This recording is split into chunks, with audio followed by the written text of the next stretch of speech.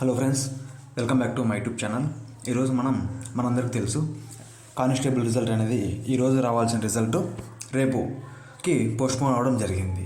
అది ఎందుకు, దేని గురించి పోస్ట్పోన్ అయింది, లేకుంటే రేపు వదులుతారా, మరి రేపు కూడా పోస్ట్పోన్ చేస్తారా అన్నది మనం ఇక్కడ డిస్కస్ చేసుకుందాం. యాజ్ యూజువల్గా అందరికీ తెలుసు, నేను వచ్చిన న్యూస్ ప్రకారం మనకు అందరూ చూసే ఉంటారు, ఫలితాలు విడుదల రేపటికి వాయిదా. యాక్చువల్గా మనకు ఈరోజు రావాల్సిన రిజల్ట్ 11 గంటలకి రేపటికి పోస్ట్పోన్ అయ్యింది. రేపటికి 11 గంటలకు వదులుతారంటే క్లారిటీ లేదు. రేపు సాయంత్రం 5 కావచ్చు, రాత్రి 10 కావచ్చు, బట్ రిజల్ట్ అయితే రేపు వదులుతారు. ఏపీ కానిస్టేబుల్ ఫలితాల విడుదల రేపటికి వాయిదా పడింది మనకు తెలుసు. తుది జాబితా పోలీసు రిక్రూట్మెంట్ బోర్డు మరో పరిశీలించనుంది. హోంమంత్రి అనిత ఫలితాలను రేపు రిలీజ్ చేస్తారని ప్రభుత్వ వర్గాలు తెలిపాయి. మనకు హోంమంత్రి ఉన్నారు కదా మేడం అనిత గారు, ఆమె ఏం చెప్పిందంటే వదిలే ముందు 1కి 2 సార్లు చెక్ చేసి ఏ యాస్పిరెంట్ నష్టపోకూడదు, ఎక్కడైనా పొరపాటున మిస్టేక్ జరిగిందంటే ఇప్పటికే చాలా లేట్ అయింది, సో కాబట్టి ఎలాంటి పరిణామాలు ఎదుర్కోకూడదని చెప్పేసి ఆమె 1కి 2 సార్లు చెక్ చేయండి అని చెప్పేసి నిర్ణయం తీసుకున్నారు. మ్యాక్సిమం రేపు 11 కానీ రేపు ఈవినింగ్ 5 లోపల రిజల్ట్ మొత్తము వదిలేస్తారు. రేపే డిసైడ్ అయిపోతుంది ఎవరికి జాబ్ వచ్చింది, ఎవరికి జాబ్ రాలేదని చెప్పేసి. ఇప్పటికే చాలా లేట్ అయింది. 2022 అక్టోబర్లో కానిస్టేబుల్ పరీక్షకు జరగగా 2 వారాల కిందట ర్యాంకు కార్డులు రిలీజ్ అయిన విషయం తెలిసిందే. మనకు ర్యాంక్ కార్డు వచ్చింది అందరికీ తెలిసినదే. ఇప్పుడు merit list and provision list 2 వదులుతారు. ఇంకా మనం వేచి చూడాలి రిజల్ట్ కట్ ఆఫ్ ఏ విధంగా వెళ్తుంది, ఎంతమంది క్వాలిఫై అవుతారు, ఎంతమంది బయటికి వెళ్ళిపోతారు అనేది మొత్తం మనకు రేపైతే తెలుస్తుంది డెఫినెట్గా. సో కట్ ఆఫ్ అన్నది మనం హెవీగా ఉంటుందన్న దాని గురించి అయితే ఎవరు భయపడద్దండి. లిబరల్గానే వెళ్తుంది. 125, 130 ఈ రేంజ్లోనే వెళ్తుంది. కొన్ని కేటగిరీస్ 118, 120 లోపలే ఉంటుంది కట్ ఆఫ్.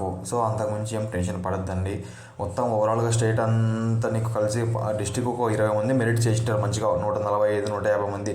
సో అందరూ అదే స్కోర్ చేసింటారు. సో ఎటువంటి టెన్షన్ అయితే పెట్టుకోవద్దండి కట్ ఆఫ్ల పైన. అందరూ కూల్గా ఉండండి, అందరికీ మంచిగా జరుగుతుంది. ప్రతి ఒక్క డిస్టిక్లో మెరిట్స్ చేసిన పర్సన్స్ ఉన్నారు, బట్ అని చెప్పి అందరూ చేయలేదు. కొంతమంది మాత్రమే ఒక డిస్టిక్ ఒక 20 మంది 30 మంది చేసింటారు. వాళ్ళు ఓపెన్ కేటగిరీలోకి వెళ్తారు. అది అందరూ ఒకే కేటగిరీలోనే చేశారంటే లేదు, చేయలేదు. సో కేటగిరీ వైజ్ ఒక 5-6 మంది అలా ఎక్స్ట్రా చేసుకుంటా ఒక 20 మంది నుంచి 30 మంది దాకా ఉన్నారు మంచి మెరిట్ స్కోర్ పర్సన్స్. ఆ కేటగిరీ నుంచి వాళ్ళంతా బయటికి వెళ్ళిపోయి ఓపెన్ కేటగిరీలోకి పడతారు. సో అప్పుడు ఏం జరుగుతుంది, మన కట్ ఆఫ్ అనేది లిబరల్గానే వెళ్తుంది. తక్కువ ఒక 118, 125 ఈ రేంజ్కి వెళ్తుంది అన్ని కేటగిరీస్కి. ఆల్మోస్ట్ అన్ని కేటగిరీస్ ఒకే కట్ ఆఫ్ వెళ్తుందంటే వెళ్ళదు. ఒక 2-3 మార్క్స్, 4 మార్క్స్, 5 మార్క్స్ డిఫరెంట్తోనే ఉంటుంది, అంతకు మించి ఉండదు. మరి ముఖ్యంగా చెప్పుకోవాలంటే మనకు ఏపీఎస్పీ కట్ ఆఫ్ ఉంది. ఏపీఎస్పీ కట్ ఆఫ్ మరీ 80కి 90కి జాబ్లు వస్తాయి, క్వాలిఫై అయితే జాబ్లు వస్తాయంటే అది అబద్ధము, అది మీ మూర్ఖత్వము. స్కోర్ చేసిన పర్సన్స్ ఉన్నారు ఏపీఎస్పీలో. అది ఎవరు కలిసి వాళ్ళు 3 ఈవెంట్స్ కొట్టి సివిల్కి వెళ్ళిపోయిన వాళ్ళు ఉండొచ్చు కదా. సో అక్కడ మనకు కొద్దిగా కట్ ఆఫ్ లిబరల్గా తగ్గిపోతుంది. సో మినిమం 105, 110 ఈ రేంజ్లో అయితే కట్ ఆఫ్ ఉంటుంది. మరీ ఈ 85లకి 75లకి జాబులు 90లకు వస్తాయంటారు. 90లకి ఏదో ఈడబ్ల్యూఎస్ కేటగిరీ వీళ్ళకి రావచ్చు, అంతే తప్ప మిగతా కేటగిరీలందరికీ 100, 110 ఈ రేంజ్లో స్కోర్ అయితే 100% వెళ్తుంది. 120 అయితే క్రాస్ కాదని నా ఒపీనియన్, అవ్వదు కూడా. మీరైతే కట్ ఆఫ్ల గురించి ఎవరు భయపడద్దండి. ఫీమేల్స్ మంచి మార్క్స్తోనే స్కోర్ చేసుకున్నారు, 110, 100 ఈ 90, 95. సో కట్ ఆఫ్ కూడా వాళ్ళకు కూడా 85, 90, 95, 100 లోపలే ఉండొచ్చు ఒక ఓపెన్ కేటగిరీ వాళ్ళకి తప్ప. ఈ 110, 115 వెళ్ళేది అది అన్ని డిస్టిక్ల కంటే కాదు, కొన్ని డిస్టిక్లకు మాత్రమే ఆ కట్ ఆఫ్ అనేది వెళ్ళడం జరుగుతుంది. చాలామంది ఈ NCC certificate, NCC B certificate ఉన్నారు కదా, వీళ్ళంతా అందరూ సేమ్ ఓపెన్ కేటగిరీకి వెళ్తారంటున్నారు కదా.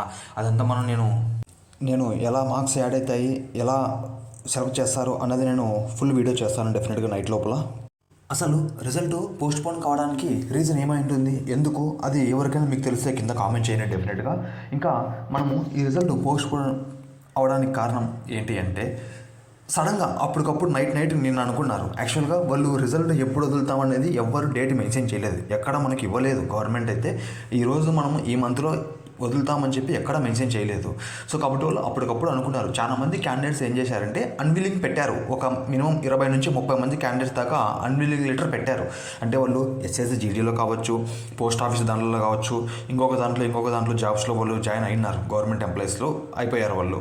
సో వాళ్ళు ఏం చేశారంటే నాకు వచ్చిన మెరిట్, నాకు వచ్చిన జాబు వేరే వాళ్ళకి ఇవ్వండి, నేను ఆల్రెడీ వేరే దాంట్లో సెక్యూర్ చేసుకున్నాను జాబ్ని, సో కాబట్టి నేను అన్విల్లింగ్ ఈ జాబ్కు అని చెప్పేసి వాళ్ళు మెయిల్ పెట్టడం జరిగింది. వాళ్ళు చేశారు. అలా చేసిన తర్వాత ఇంకా క్యాండిడేట్స్ ఎవరైనా మనం మెయిల్ చెక్ చేసుకోలేదా, లేకుంటే ఇంకోటి ఏమైనా ఉన్నాయా, ఇప్పటికే చాలా లేట్ అయింది, మరీ లేట్ అయితే బాగోదు అని చెప్పేసి వాళ్ళు అప్పటికప్పుడు అనుకున్నారు. సో కాబట్టి ఇప్పటికిప్పుడు రిజల్ట్ వదిలేసిన తర్వాత ఏదైనా చిన్న చిన్న తప్పులు జరిగి రిజల్ట్ ఒక్క క్యాండిడేట్ నష్టపోయినా కూడా మళ్ళీ ఎంతో అది కష్టమైపోతుంది వాళ్ళకి. మళ్ళీ కోర్టు కేసు పడి ఫేస్ ఇష్యూ వస్తుంది. సో కాబట్టి ఈ రోజంతా ఒకటికి 2 సార్లు కాకపోతే 10 సార్లు అయినా సరే చెక్ చేసుకొని రిజల్ట్ వదిలితే బాగుంటుందా అన్నది వాళ్ళ ఉద్దేశంతో దీన్ని పోస్ట్పోన్ చేయడం జరిగింది. సో రేపటికి ఫిక్స్ చేశారు. డెఫినెట్గా రేపైతే 100% వస్తుంది. ఇంకా బోర్డులో కట్ ఆఫ్ అనేది రెడీ అయిపోయింది.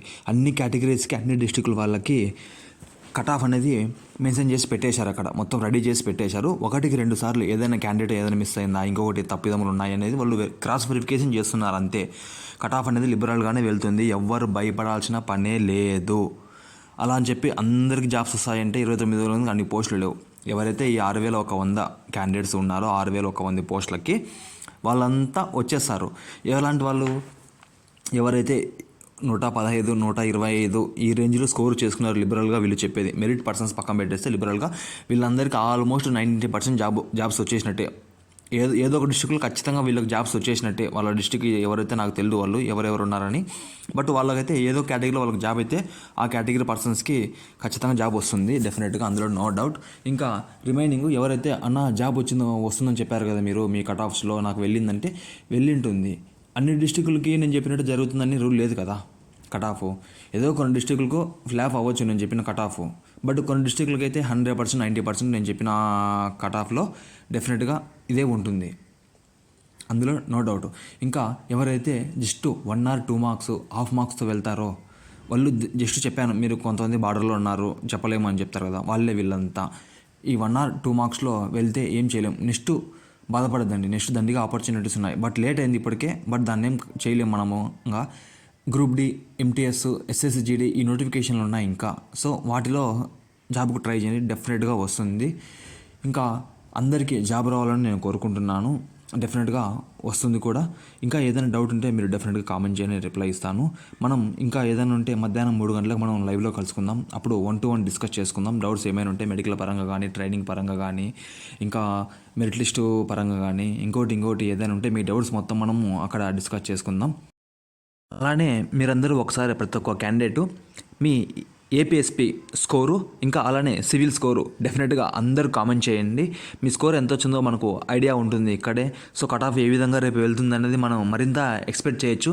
ఇంకా సబ్స్క్రైబ్ చేయని వాళ్ళంటే సబ్స్క్రైబ్ చేసుకోండి. డెఫినెట్గా మధ్యాహ్నం 3 గంటలకు మన ఛానల్లో లైవ్కి అటెండ్ కావండి.